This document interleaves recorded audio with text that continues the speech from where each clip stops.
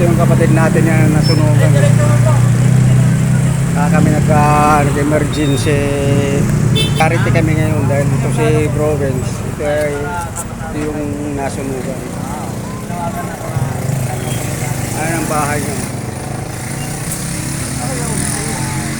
Lahat ng gamit nila, walang natira sa taas. Ubos lahat.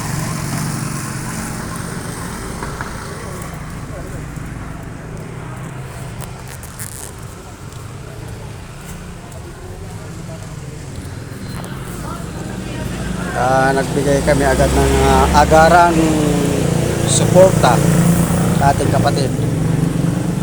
Kami nagkaroon ng emergency charity. Nagdala kami ng mga pagkain, mga damit, at konting pinansyal. Mga Commonwealth chapter ng Cavalry. Regan, lagay mo ka doon, Regan.